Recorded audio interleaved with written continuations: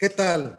¿Cómo les va? Nos da mucho gusto saludarles a través de las imágenes, a través de los micrófonos del Tribunal Electoral del Poder Judicial de la Federación, permanentemente produciendo materiales muy interesantes, muy acertados para todas, para todos ustedes. Continuando con la feria virtual del libro del Tribunal Electoral del Poder Judicial de la Federación 2022, en este momento nos toca presentar el conversatorio que lleva por título El futuro de la enseñanza democrática y la cultura cívica. Otra vez, el futuro de la enseñanza democrática y la cultura cívica. Desde luego, nos da mucho gusto recibir a nuestras ponentes esta tarde aquí en el conversatorio. Se trata de la doctora Iliana Rodríguez Santibáñez del TEC de Monterrey. Doctora, qué gusto, muchas gracias por estar con nosotros. Muy agradecida por la presentación, doctor, y también muy agradecida con la escuela, por ejemplo, el Tribunal Electoral del Poder Judicial de la Federación en esta edición de esta feria virtual. Muchas gracias. Gracias, doctora Rodríguez Santibáñez. Nos acompaña también en el conversatorio la doctora María Francisca Elgueta, ella de la Universidad de Chile, pero como siempre sucede en la virtualidad, por ahí escuché esta palabra, en unos momentos estará conectándose, como se dice, y estará con ustedes, con nosotros aquí en este evento. Y también presento con muchísimo gusto a la doctora Gabriela Rubalcaba, directora de la Escuela Judicial Electoral del Tribunal Electoral del Poder Judicial de la Federación. Doctora Gabriela Rubalcaba, ¿cómo está? Hola, ¿qué tal, querido Carlos? Muchísimas gracias. Muy contenta de estar aquí en este conversatorio de la Feria Virtual del Libro del Tribunal Electoral del Poder Judicial de la Federación. Y bueno, pues con grandes ponentes como Iliana Rodríguez, a quien saludo con mucho gusto, a María Francisca Elgueta, que estará con nosotros en un momento, y bueno, pues estamos aquí a la orden para lo que vamos a desarrollar el conversatorio. Conversatorio que va a resultar con ustedes muy interesante, muy atractivo y sobre todo muy provechoso. Necesitamos un moderador y como siempre nos da también mucho gusto saludar al doctor José Ramón Narváez Hernández. Él es profesor, investigador precisamente de la Escuela Judicial Electoral.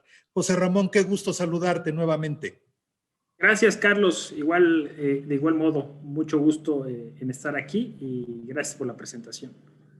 Al contrario, saludamos a toda la gente que está haciendo posible este evento también. Y bueno, pues arrancamos, estamos ya trabajando para todas ustedes, todos ustedes. José Ramón, tienes la palabra. Muchas gracias, Carlos. Bueno, pues vamos a dar paso de manera inmediata a las participaciones de nuestras ponentes. Tengo que referir que las tres se dedican de tiempo completo al tema de la enseñanza, la investigación, la educación, y pues es un conversatorio que resultará seguramente de mucho interés porque van a asociar estas cosas teórico-prácticas, ¿no?, que son tan necesarias en un país que tiene esta hambre de democracia. Y bueno, pues vamos a pensar en el futuro. Ya saben que las síntesis curriculares de nuestros participantes en la feria virtual están todas disponibles en la plataforma, así que no haré lectura de ellas. Para más referencia, cuando estén interviniendo, pueden ir ahí. Agradecemos a todos los amigos de divulgación, y aquí está la profesora Elgueta, para comenzar por la plataforma y el acercamiento. Así, sin más, entonces procedo a darle el uso de la voz a la doctora Iliana Rodríguez del Tecnológico de Monterrey. Adelante, Iliana. Gracias, pues muy amable, y bueno, primero que nada, pues sí querría celebrar el que el Tribunal Electoral del Poder Judicial de la Federación realiza este tipo de eventos como la Feria Virtual del Libro, y por supuesto el título tan enorme que le han puesto, que es un reto, que es este de democracia y derechos humanos en el marco del Día Internacional de la Paz, que precisamente fue ayer, el Día Internacional, el Día Mundial de la Paz, y me parece fantástico. Y por supuesto, el título con el que nos han honrado para esta invitación, que es El futuro de la enseñanza democrática y la cultura cívica. Le agradezco mucho a la doctora Gabriela Rubalcaba y a todos los que hicieron posible este evento, y particularmente a ti, mi querido doctor Ramón Narváez, que nos has invitado. Y bueno, ¿qué podemos decir al respecto en temas de educación en este ámbito? Para empezar, hay que señalar que nos hemos estado distrayendo mucho con la llamada marea rosa de estados que han estado instaurando ciertos populismos o tendencias a la socialdemocracia, algunos más de izquierda, otros más de centro. Pero la realidad es que a nivel mundial sí han habido logros para la democracia que se ha ido posicionando de una manera importante. Sin embargo, la apreciación de los valores de la democracia ha sido lo que ha hecho o profundizado o agudizado un distanciamiento en su comprensión para poder generar las condiciones de la realización de estos valores. Por ejemplo, el concepto de la universalidad tiene diferentes interpretaciones. Una anacronía o un antagonismo entre el sistema internacional, que puede ser autárquico, pero compuesto con estados democráticos, pero en esa anacronía o antinomia, pensar también la posibilidad de un sistema internacional democrático, pero que a su vez tiene estados autárquicos, es decir, no hay una correspondencia, y no podemos ser tan idealistas en pensar que lo hay, entre un sistema internacional democrático compuesto con estados democráticos, porque eso no es así. Y la prueba de ello es esta Organización de Naciones Unidas, que convoca en esta semana y hasta el 26 de septiembre los 193 estados partes en la Asamblea General número 77, donde no se pueden poner todavía de acuerdo en temas de economía, en temas de crisis alimentaria y temas de cambio climático, evidentemente también el tema de Ucrania. Pero ahí está la muestra más grande de esta Torre de Babel, tratando de construir una comprensión sobre los valores y la universalidad de la democracia. Pero aún con todo ese señalamiento hay que decir que la democracia en este momento tiene el 80% de estados en el mundo que lo son. Entonces sí es una cifra bastante interesante. Entonces, ¿cómo incidir en el futuro de la enseñanza de la democracia y la cultura cívica cuando también nos encontramos con un choque importante entre diferentes indicadores que nos dicen que uno de los valores trascendentales de la democracia, y que es la que debemos fomentar ustedes también como institución que prepara en estos términos, pero también a las instituciones académicas, cómo convencer a los jóvenes estudiantes de esta participación donde cada vez se sienten más desangelados y menos conformes al respecto. Algunos datos importantes para hablar del tema de participación lo podemos constatar a partir de diferentes encuestadoras que nos hablan del posicionamiento de las instituciones y las organizaciones para fomentar la democracia en los estados. Y nos sorprenderíamos, por ejemplo, hay un índice, que el índice es un índice privado, pero muy importante, que mide el índice de confianza en las democracias, que es el índice Edelman. Y, por ejemplo, en el barómetro internacional de la encuesta Edelman, los estados que ocupan el primer lugar del ranking de confianza en sus líderes, esto es increíble, algunos son de corte democráticos y otros no, lo encabezan China, los Emiratos Árabes Unidos e Indonesia. Pero, por ejemplo, en ese ranking, México aparece en el lugar número 59 de este índice global, y curiosamente, esa confianza en esas democracias, en aquellos estados que lo son, confían plenamente en sus presidentes o líderes, es decir, la gente confía en su gobierno para generar un proyecto de nación que pueda satisfacer sus demandas ciudadanas. Entonces está China, repito, está la propia Emiratos Árabes e Indonesia. Indonesia, a diferencia de China y los Emiratos Árabes, el índice de confianza para hablar de democracia en ese sentido descansa en las empresas, no en el gobierno. Los ciudadanos de ese país consideran más importante a las empresas como un mecanismo para lograr sus prebendas de carácter político-democráticas que al propio gobierno. Y si luego, por ejemplo, nos fuéramos a lo que tiene que ver con el Estado en México, ¿qué es lo que nos falta para progresar en este índice? Pues lo que vamos a observar es que nos falta fortalecer nuestras instituciones públicas, hacer una labor en democratizar el acceso a la información, transparentar el manejo de recursos y la gestión política de ciertas iniciativas o políticas públicas que impactan en los ciudadanos, para generar un ambiente de confianza para los ciudadanos, porque curiosamente, en este índice de confiabilidad Edelman, en México, las empresas le ganan al gobierno en esta confianza, aun cuando indistintamente sepamos que hay un índice de popularidad muy importante de nuestro mandatario en términos de confianza, no de popularidad. La gente en México en esta encuesta, en este año, respondió confiar más en las empresas que en el propio gobierno. Entonces, falta este andamiaje de estas instituciones públicas y su fortalecimiento. Si este índice Edelman lo podemos conectar con el Fondo para la Paz, donde también se mide la transparencia y los estados débiles, por no decir fallidos, México se encuentra en un termómetro intermedio alerta o amarillo, donde ciertas instituciones tienen debilidad en el Estado de Derecho, lo cual, por supuesto, agudiza esta percepción y esta realidad para nuestros jóvenes en las universidades. Ay, déjenme callar, por favor. Una disculpa, por favor. A ver, ya creo que ya se cayó mi perro, lo siento. Hablé de democracia en México y hasta él mismo dio una opinión personal, lo siento por eso. Ladró. Pero bueno, continúo. Entonces, lo que podemos observar en este sentido es que la encuesta nuevamente descansa en las empresas, no en el gobierno. Y ese ya es un indicador también bastante relevante que supera al índice de popularidad de nuestro propio mandatario. Luego, por otra parte, también hay que hablar en términos de participación en la inclusión de las mujeres. A nivel mundial, el número de mujeres acudiendo a las universidades ya supera al de los hombres. Y entonces hay una anacronía que aun cuando hay estados como México, que está teniendo cuotas de género en órganos de gobierno, en poder legislativo, ejecutivo y judicial, hay un déficit de posiciones de importancia para las mujeres. Se les dan posiciones de cierto rango donde arrastran el lápiz, pero no tienen ni grandes salarios, ni tienen un gran presupuesto para su ejercicio, ni se sientan a la mesa a tomar decisiones relevantes para el país. Eso también resulta desmotivante en este sistema educativo que pretende forjar una cultura ética y, por supuesto, una cultura de contribución a la vida democrática. ¿Por qué?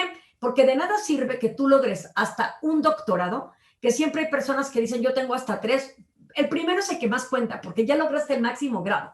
Ya lo demás es adorno y felicidades a que lo consiga, ¿no? Pero ya tienes un doctorado siendo mujer y no logras alcanzar las grandes posiciones en el sistema educativo. Prueba de ello es, por ejemplo, cuántas rectoras hay a nivel nacional o incluso a nivel mundial. Y se darían cuenta allí que hay un déficit tremendo. Entonces, ¿de qué sirve a veces estudiar tanto si no logras alcanzar estas metas o romper estos techos de cristal y en materia política más? Recordemos que hay también un índice de brecha de género muy importante que hace el Foro Mundial Económico, donde todavía hasta hace 3 años se requerían 120 años para reducir de manera natural la brecha de género entre hombres y mujeres en materia política. Ese índice del Foro Económico Mundial mide particularmente cómo se va cerrando la brecha de género en términos de salud, que es cierto, en términos de maternidad, las mujeres hemos ido logrando más avances y más acceso a servicios médicos. Allí la brecha se está cortando, ciertamente, los ODS están incidiendo. Otro índice que mide también otro indicador, además del sanitario o el tema de salud, tiene que ver con el tema educativo, donde también se ha observado cómo esta brecha de género se ha ido cerrando. Las mujeres cada vez más podemos realizarnos educativamente hablando en términos hasta de grados como el doctorado, por ejemplo, en muchas naciones.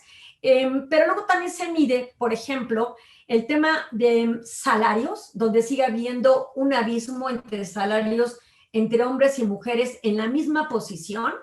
Y luego, por supuesto, en temas políticos, que es el que nos interesa en particular por el tema de el aprendizaje y la enseñanza en materia de la democracia y hablando de participación. ¿Cómo queremos sumar a los jóvenes? Bueno, pues en ese sentido, hace 3 años faltaban 120 años para que se redujera la brecha de género de manera significativa que las mujeres accedamos al poder, a la vida pública, sin que se nos cuestione por nuestro sexo, sino por nuestra capacidad. Es más, que nadie piense en nuestro sexo, que cualquier persona pueda postularse a una posición política sin que se piense si es mujer u hombre.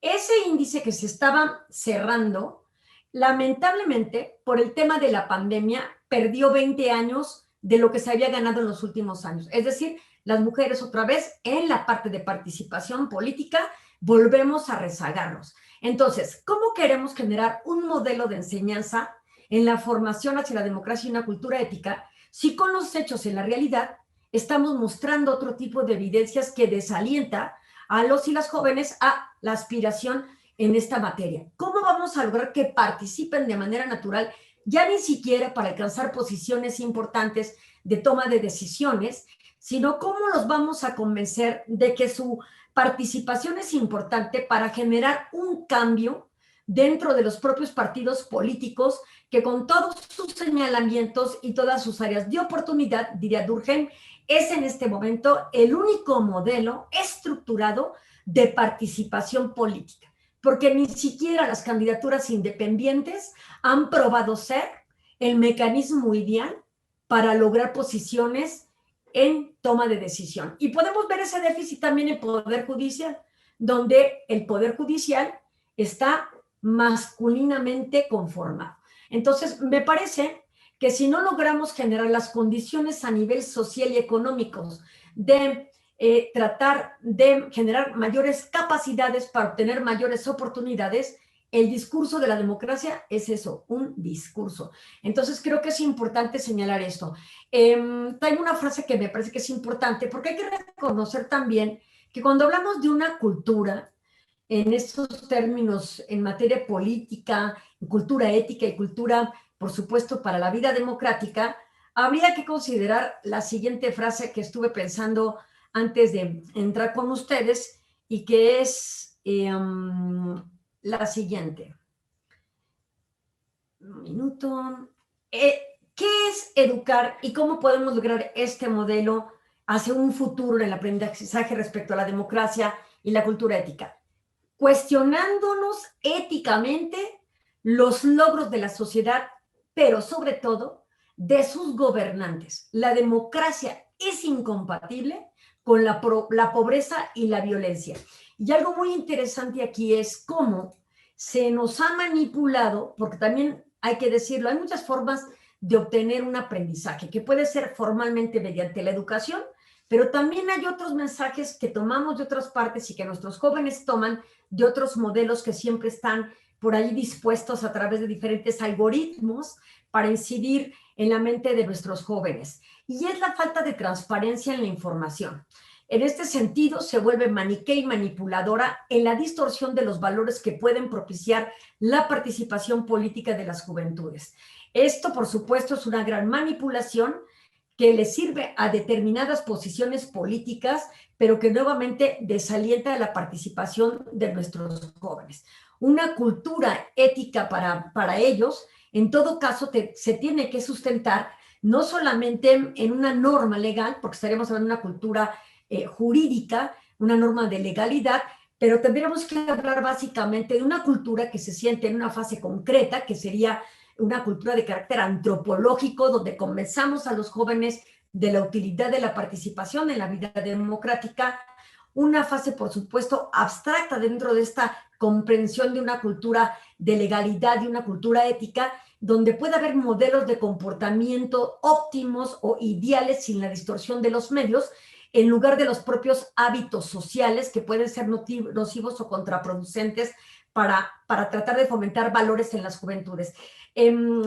Hablamos entonces de un proceso de abstracción que se convierte en una cultura, en un sistema conceptual que existe independientemente de una práctica social. Entonces, esto también va a ser importante para acotar modelos de enseñanza que puedan fomentar la participación como un valor esencial de la democracia.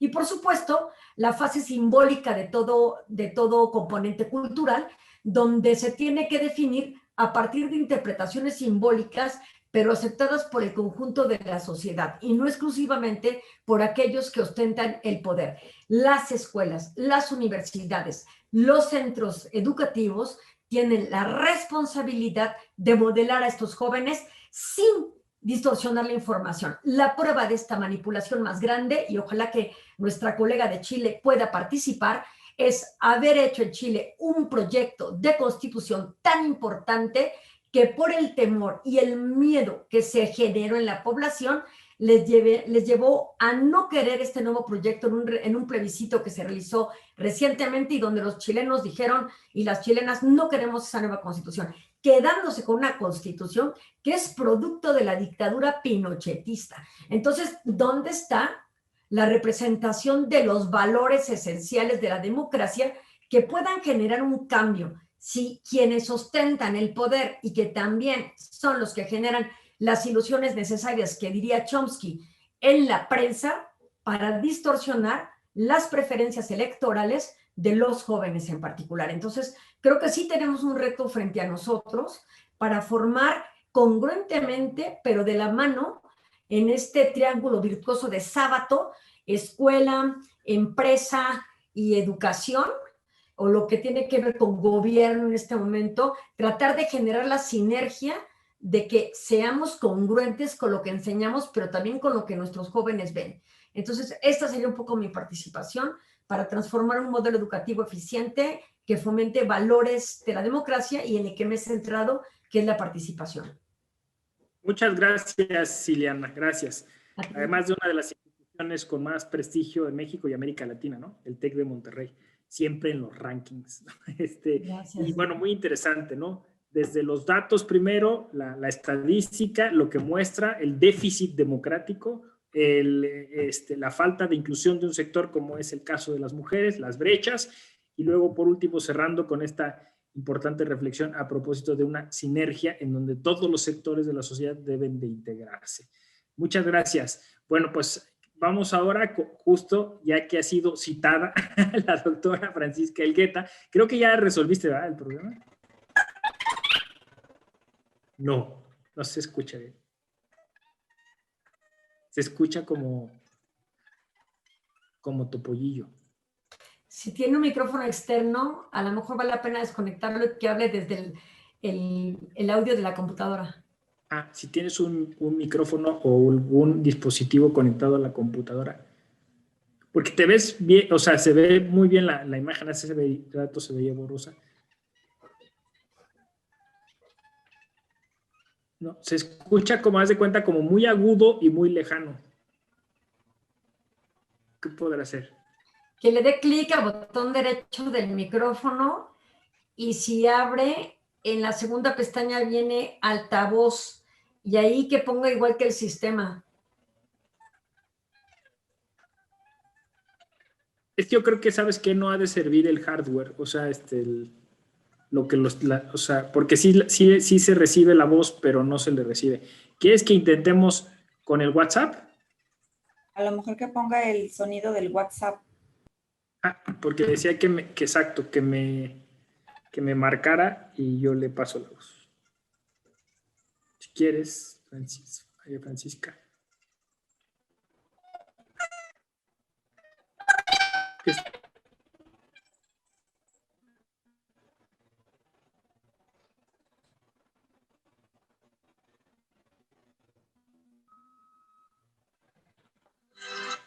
Listo. A ver, yo pongo a ver si quieres. ¿Ramón? Ya. ¿Te escuchas? Sí, te escuchas mejor así. Si quieres, cierra. Eso, exacto. Listo, adelante. Ahora sí. Bien. Muchísimas gracias por la invitación. Quiero pedir disculpas por las interferencias, porque se acaba de estropear mi computador. Así es que acudí a otro computador y estamos logrando salir con la ayuda del celular. Bien, así que voy a tratar de ser muy concisa, no alargarme, para efectivamente dar cuenta de lo que preparé y aportar con la reflexión. Quiero agradecer la invitación, quiero agradecer a las audiencias, quiero agradecer la iniciativa y ciertamente entonces la temática a la que estamos convocados a trabajar es el futuro de la educación democrática y nosotros hemos asumido una postura de formación ciudadana, entendida como la adquisición de conocimiento, el desarrollo de habilidades y la incorporación de valores que permiten participar, incidir, mejorar la vida del grupo, de la comunidad y del país. La formación ciudadana se realiza para promover la participación activa del ciudadano en la democracia.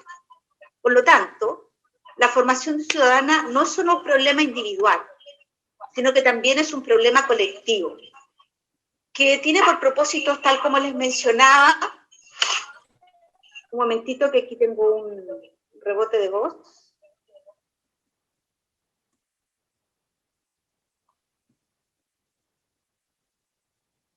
Pero te escuchas bien, ¿eh? Creo que sí. Bueno, y que tiene, ¿me ven bien también? Sí. Ya. Y que entonces la formación ciudadana, yo digo que no es solo un problema individual, sino que también un problema colectivo. Y que tiene por propósito la adquisición de conocimientos, la adquisición de valores y un desempeño práctico, un comportamiento democrático. Por lo tanto, la formación ciudadana tiene que ver con el ser, con lo que creemos y con el hacer. Esta perspectiva de formación ciudadana implicaría creer que bastaría con realizar una formación ciudadana para la democracia y tendríamos procesos participativos y constructivos. Sin embargo, como no existe solo una concepción de democracia, como no existe solo una manera de entender a la democracia, es que la formación ciudadana tiene que acudir a alguna perspectiva en específico. Y por lo tanto, para poder tomar una posición en la formación ciudadana, quisiera reflexionar en torno a las opciones educativas que existen tras la opción de democracia. Pero también quisiera reflexionar en torno al tipo de formación ciudadana en este nuevo contexto, que es algo que creo que no lo estamos incluyendo en la reflexión, pero que es relevante y que tiene que ver con el cambio climático.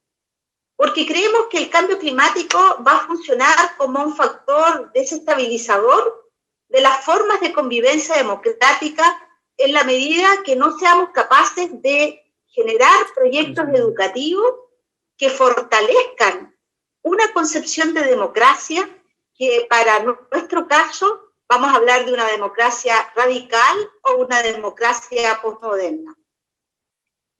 Por lo tanto, sostenemos que una formación ciudadana que reflexione y que promueva una democracia radical y postmoderna pudiera ser una manera de formar en conocimientos, valores y habilidades en este contexto de cambio climático. ¿Por qué? Porque en la medida que desarrollamos esto, promovemos relaciones humanitarias y horizontales, fortalecemos tanto los proyectos individuales como los colectivos, y también fortalecemos cuestiones relacionadas con el poder y formas de desmontar el poder en situaciones de opresión.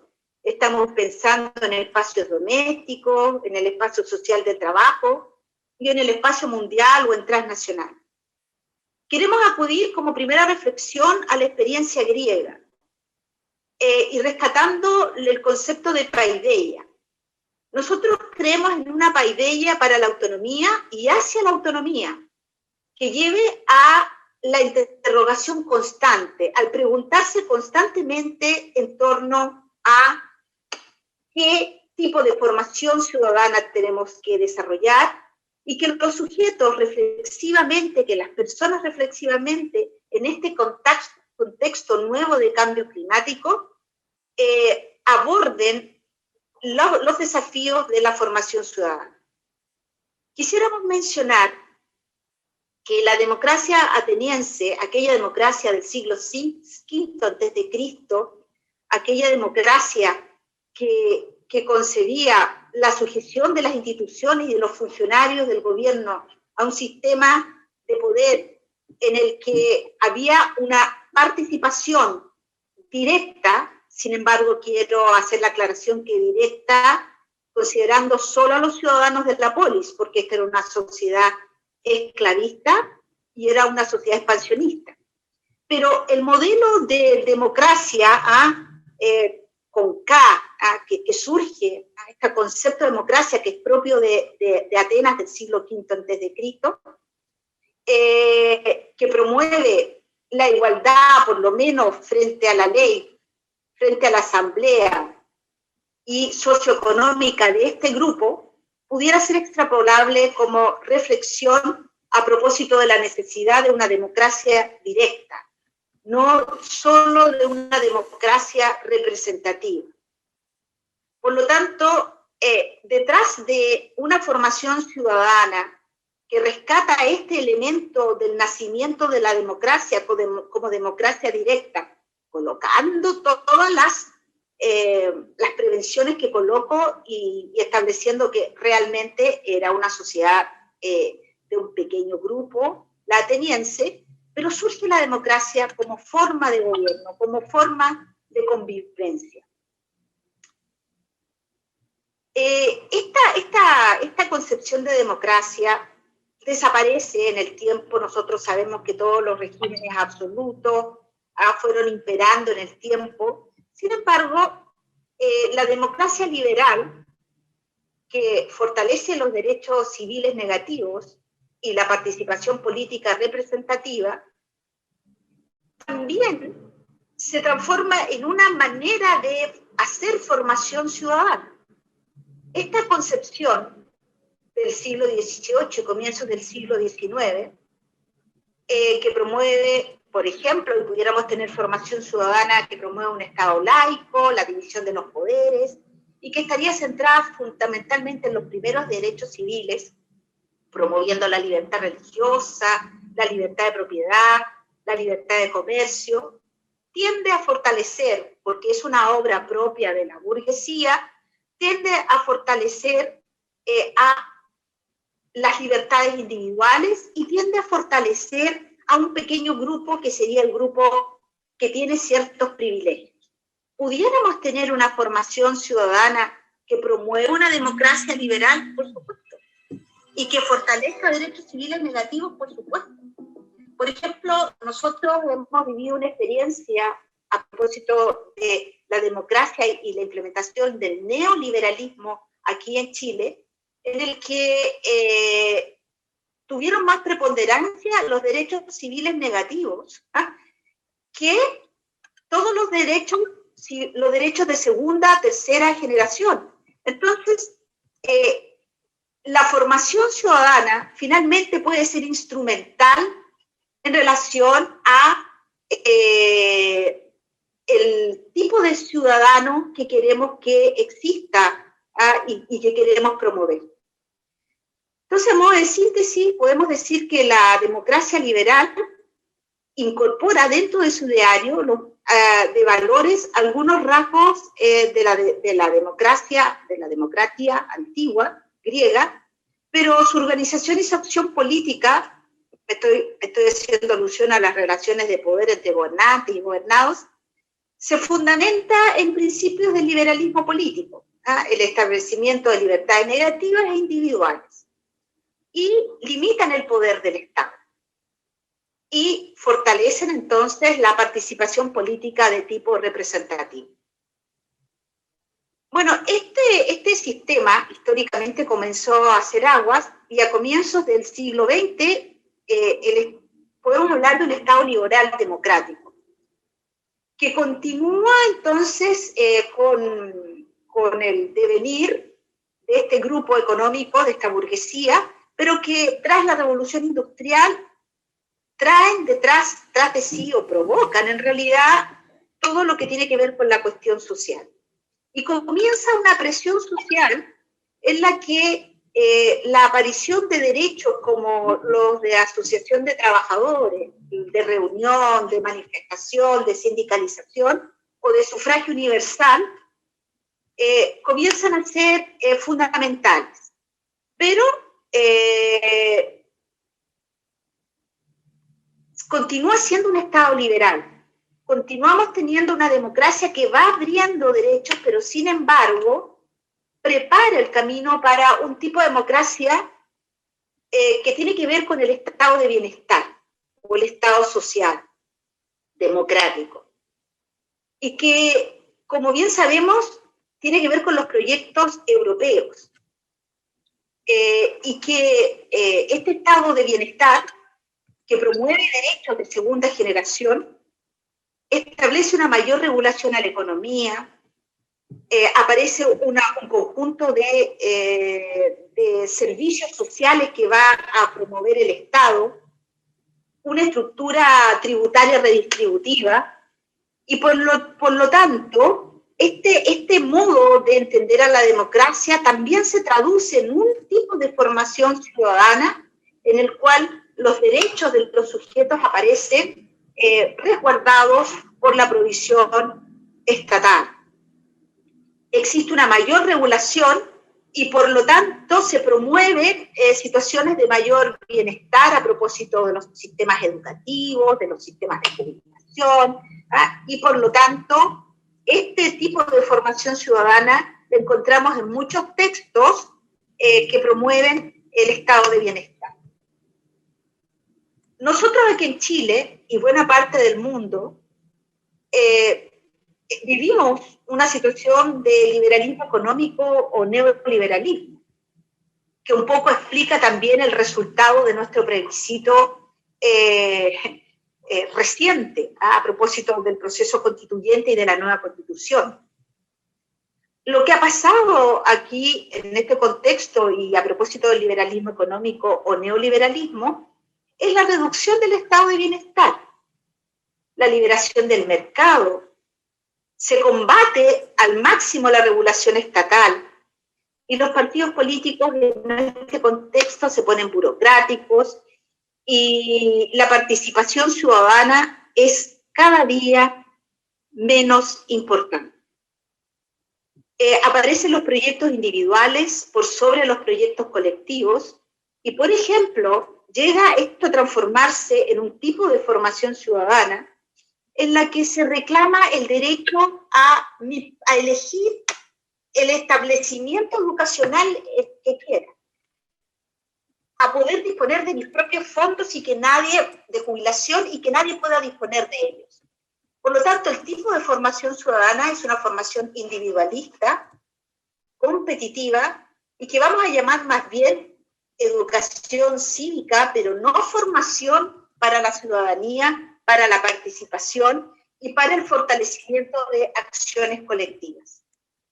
Sin embargo, cuando hablamos de formación ciudadana, también pensamos en perspectivas de democracias posibles.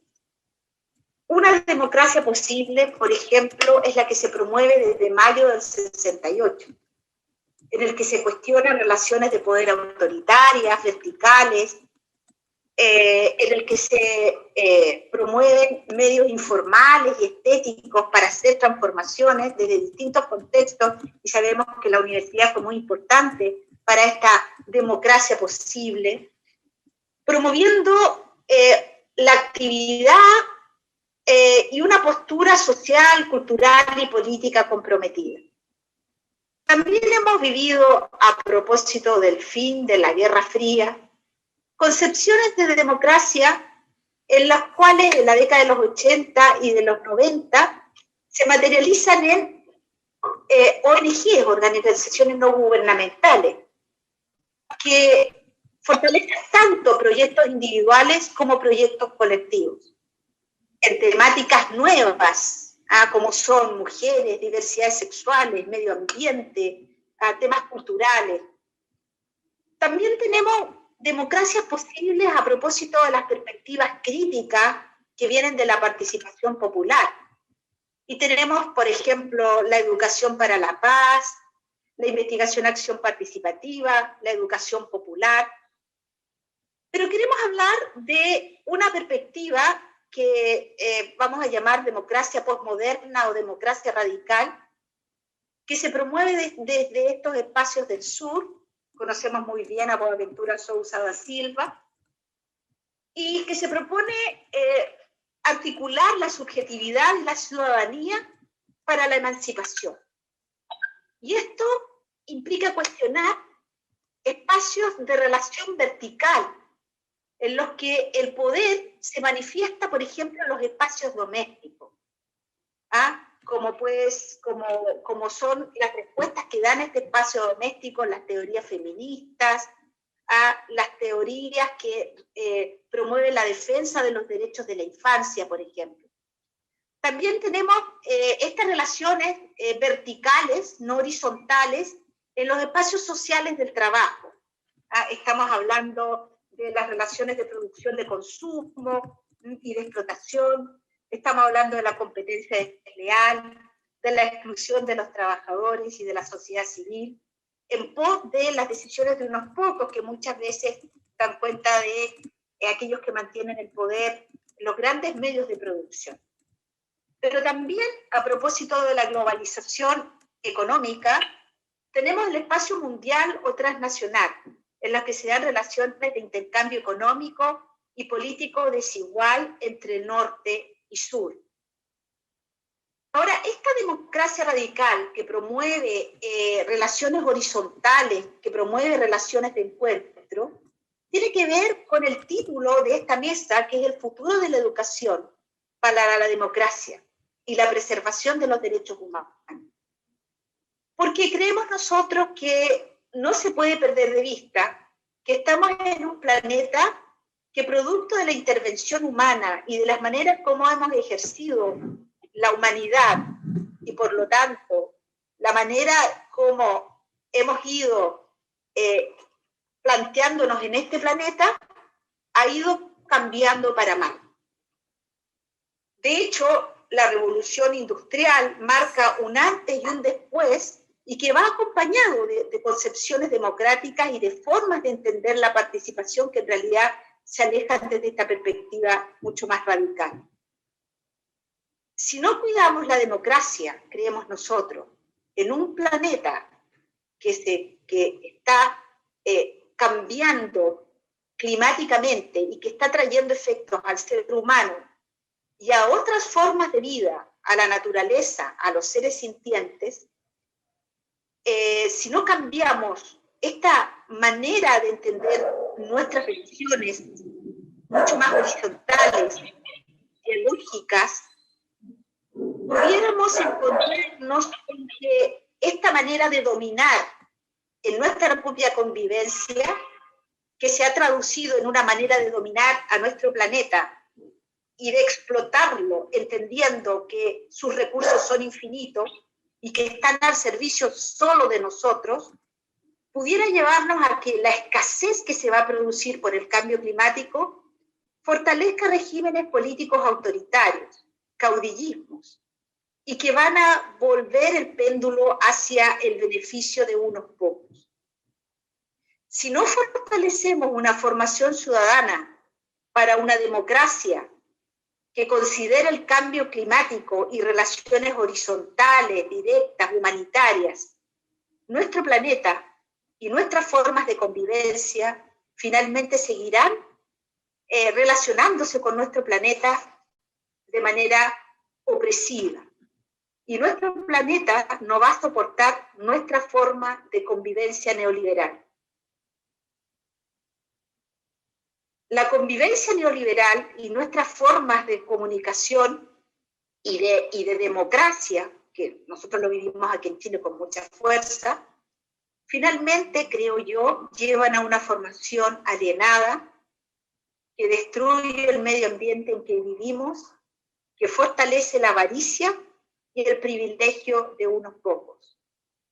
Valores como la tolerancia, el respeto al diverso, la equidad, el compromiso con la humanidad en el cuidado del medio ambiente y de los diversos seres sintientes es un desafío de una formación ciudadana para el siglo XXI,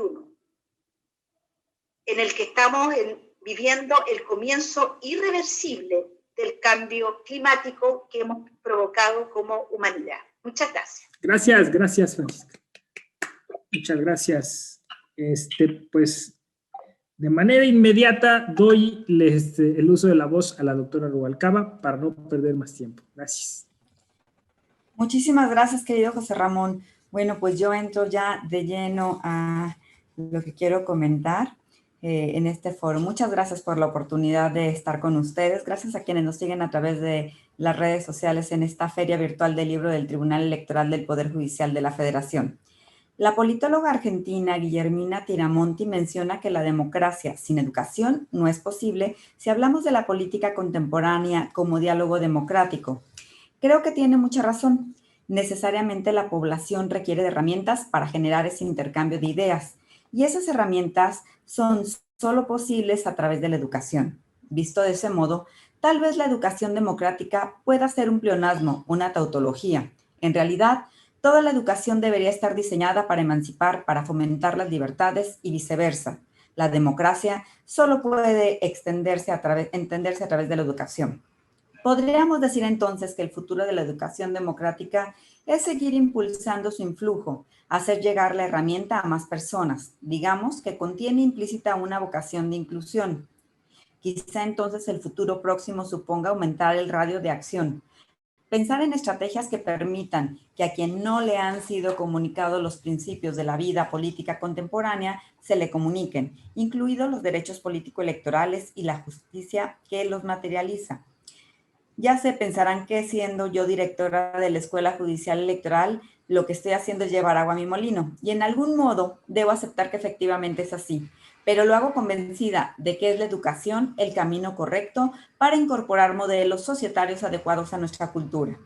Cierto es que hoy hay quien pudiera pensar que la democracia no tiene futuro, y menos una educación democrática. La inquietud social sigue generando brechas educativas. Pero justo eso es la democracia, intentar lograr un piso educativo más parejo, si se me permite la expresión, para todas y todos. Al decirlo de este modo, caigo en cuenta que es justo la pobreza y la falta de educación que ella trae aparejada el principal enemigo de la democracia. Quizá entonces tenga tiempo para reelaborar mi planteamiento, educación democrática, pero con compromiso social. Tenemos que empezar a adjetivar a la educación tanto como a la democracia. Hablo de superar los discursos y enfocarnos en prácticas concretas, cuestión que, de nuevo, podría ser una escuela dedicada a la capacitación y a la actualización. El futuro solo puede ser dialógico a través de la creación de espacios donde todas las voces quepan, donde todos los temas puedan ser discutidos, donde la libertad de expresión sea la constante, donde no haya censura ni descalificaciones, una democracia respetuosa de la diversidad, una educación basada en el respeto a las y a los demás. Y así como hay personas que vaticinan una tremenda crisis democrática, también ya han anticipado un futuro donde problemas más urgentes harán que los gobiernos vayan paulatinamente dejando olvidados sus compromisos con la educación. Es evidente, como lo señalan especialistas en el mundo, un alza en el autoritarismo, lo que supone estados que buscan educar menos para controlar mejor. Así que es posible que en el mediano plazo tengamos democracias fallidas o al menos muy debilitadas, porque no habrán ciudadanas ni ciudadanos en aptitud de defender lo ganado. Por eso no podemos dejar que se escatime en programas de inversión pública destinada a la investigación y a la educación, porque esos son justamente los botes salvavidas que podremos usar cuando el agua del autoritarismo empieza a subir. Pero lo anterior supone superar sistemas parasitarios donde la investigación y la educación tenían un sesgado uso político o clientelar. Así que la educación debe democratizarse para que sus herramientas sean las que permitan una vida social en donde los derechos político-electorales sean ejercidos en un ámbito de respeto e inclusión. El futuro puede ser prometedor si comenzamos ahora utilizando de manera adecuada los recursos disponibles, maximizándolos e intentando llegar lo más lejos posible con entusiasmo, con mucho trabajo, compromiso y objetivos claros y ambiciosos. Creo que la tecnología podría ayudar bastante. La actual pandemia nos ha lanzado en medio de una jungla digital en la que tuvimos que aprender a eficientar los recursos que teníamos y de alguna manera lo vamos logrando. Ahora no podemos retroceder y volver a viejas prácticas que ponían el énfasis en la desconfianza y la explotación.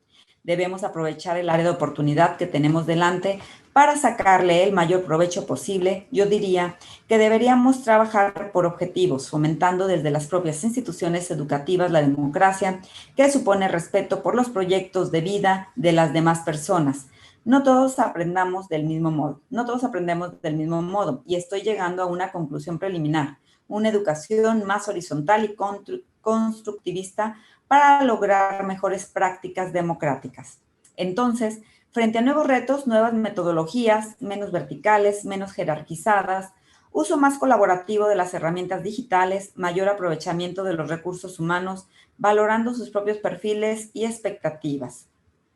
Así que sugeriré, como hemos hecho en la Escuela Judicial Electoral, que se exploren todas las posibilidades para poder hacer llegar los mensajes propios de una cultura democrática a todos los auditorios potenciales. Hay que experimentar para lograr comunicarnos mejor.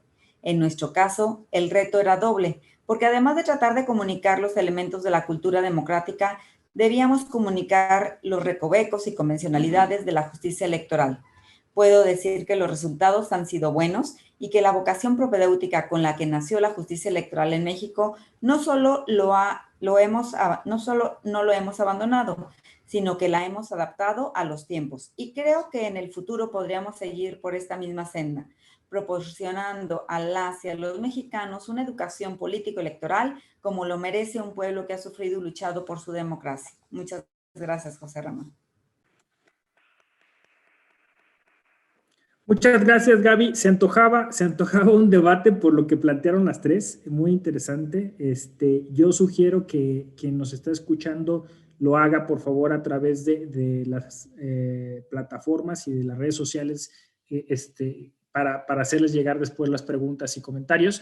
Pero bueno, muy interesante lo que comentaron. Por cuestión de tiempo, porque la feria está muy activa, vamos a dejarlo así. Les digo, yo soy el que más se duele de no poder continuar con unas réplicas.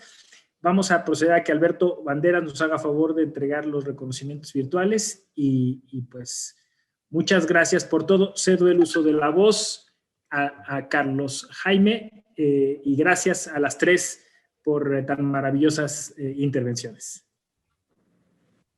Muchas gracias. Muchas gracias. Gracias, José Ramón. Y bueno, efectivamente nosotros continuamos. La feria está activa, como dice el doctor José Ramón. Feria Virtual del Libro del Tribunal Electoral del Poder Judicial de la Federación 2022. Y ahora corresponde entregar los reconocimientos a las doctoras participantes en este conversatorio: el futuro de la enseñanza democrática y la cultura cívica. Muchas gracias, doctora Iliana Rodríguez Santibáñez del TEC de Monterrey. Muchas gracias a la doctora María Francisca Elgueta de la Universidad de Chile, y gracias también a la doctora Gabriela Rubalcaba, directora de la Escuela Judicial Electoral del Tribunal Electoral del Poder Judicial de la Federación. Y gracias, desde luego, al doctor José Ramón Narváez Hernández, profesor, investigador de la Escuela Judicial Electoral. No se vayan, vamos a continuar con ustedes dentro de unos momentos en la Feria Virtual del Libro del Tribunal Electoral del Poder Judicial de la Federación 2022.